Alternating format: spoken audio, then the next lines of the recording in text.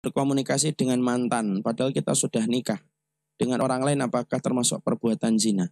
Ngapain komunikasi sama mantan? Tidak usah lah. Ya, kalau kemudian ke Kalimantan, boleh silahkan ke Kalimantan. Kalau ke sama mantan, tidak usah. Ini mantannya kalau kemudian mantan sudah nikah atau belum nikah. Kalau belum nikah nggak usah disebut mantan. Nah, gila, sejak kapan antum nikahin antum sebut dia mantan? Pede betul antum. Nikah aja belum, ini kan sekarang gitu, ini mantan saya. Dulu saya pacaran sama dia, bukan pacaran, antum jagain jodohnya orang. Nah itu yang benar. Jadi kalau pacaran itu sebenarnya bukan pacaran, itu jagain jodohnya orang. Saya itu pernah baca di internet, di Instagram atau di mana. Ada orang pacaran 9 tahun, nikahnya sama orang lain. Masya Allah, 9 tahun sabar banget jagain jodohnya orang. Dibelikan es krim, coklat, bunga.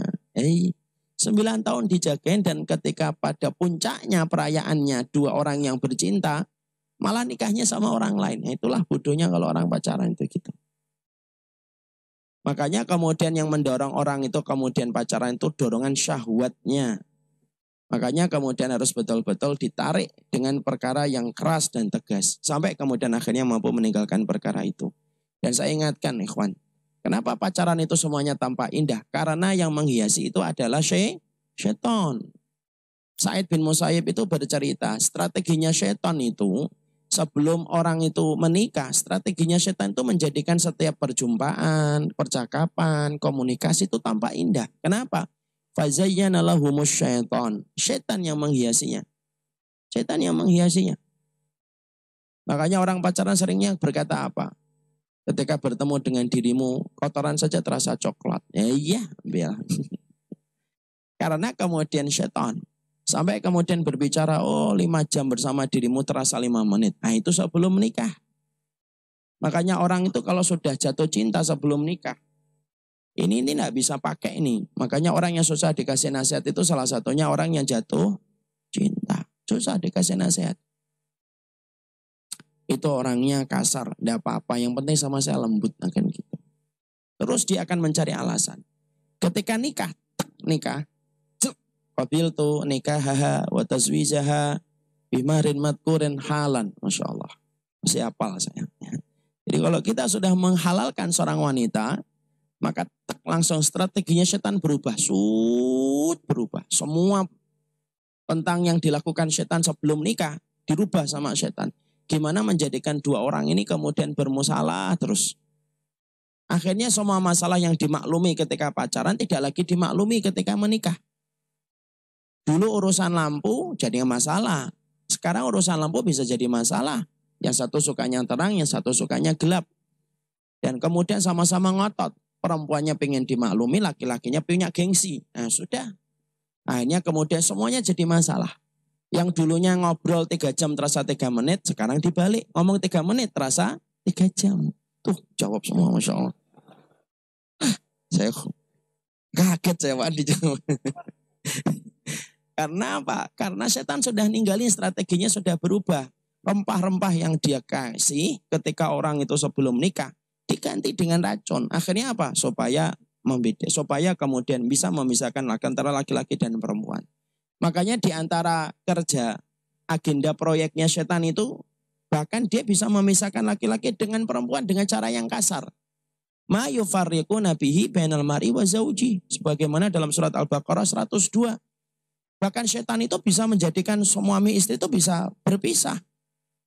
Makanya kadang-kadang ini bapak dan ibu itu, kalau menceritakan, ini terutama yang ibu-ibu di bawah ya, tolong didengerin. Jangan terlalu menceritakan kebaikan suami sama orang lain terlalu besar, terlalu banyak. Suami saya itu Masya Allah, lembut, penyabar. Diceritain di sosial media. Akhirnya banyak yang kemudian jatuh hati sama suaminya.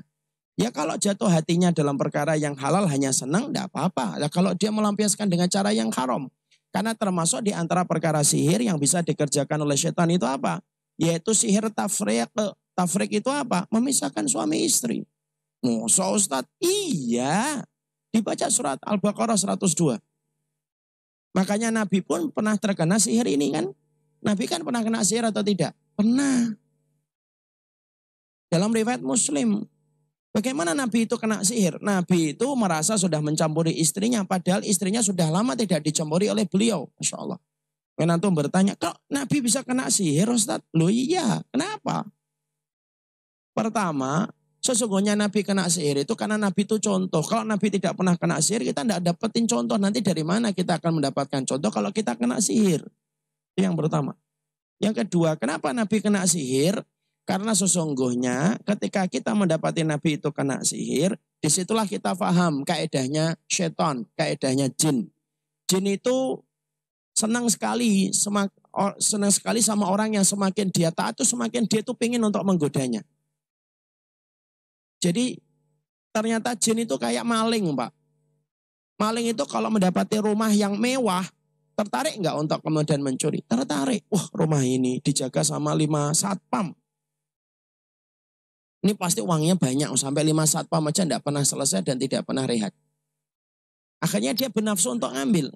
Tapi kalau kemudian kita mendapati, maling itu mendapati ada rumah gubuk, dari kemudian bambu, ada sepedanya, tapi rodanya hilang satu.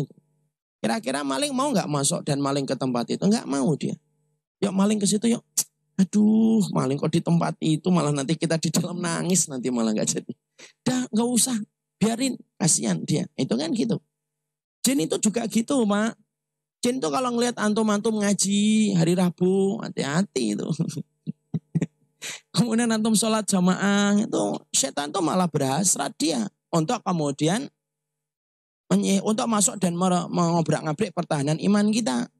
Tapi kalau jin itu ngelihat ada orang minum khamar, pakai narkoba di pojok sana, jin mah nggak tertarik untuk masuk, Pak. Mereka ngomong, orang kayak gitu mah dibiarkan, insya Allah masuk neraka itu, insya Allah. Dia nggak tertarik, Pak. Dia nggak tertarik dia. Makanya itulah jawaban ketika saya ditanya, Ustadz saya pernah datang ke tempat ruqyah. Wih, yang datang itu orang-orang pakai cadar, Ustadz. Lu kok orang pakai cadar bisa kemasukan? Lah itu penjelasannya. Rasulullah itu disihir, Pak. Sihirnya itu Rasulullah itu seakan-akan mencampuri istrinya. Padahal lama istrinya tidak dicampuri oleh Rasulullah. Sampai Allah datangkan 2 malaikat. Yang satu duduk di samping kepalanya Rasulullah. Yang satu duduk di samping kakinya Nabi. 2 malaikat itu berdialog. Ma balu hadar rajul. Kenapa laki-laki ini Rasulullah ini? Dijawab sama satunya. Innahu matabubun. Sesungguhnya dia kena sihir.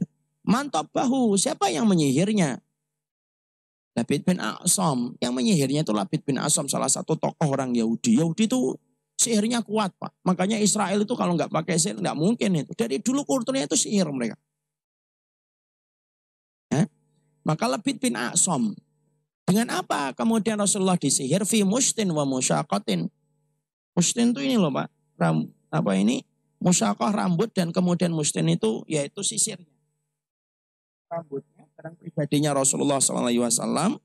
Kemudian diikat kepada sisir, dibuang di sumur tua, itu namanya bukhul.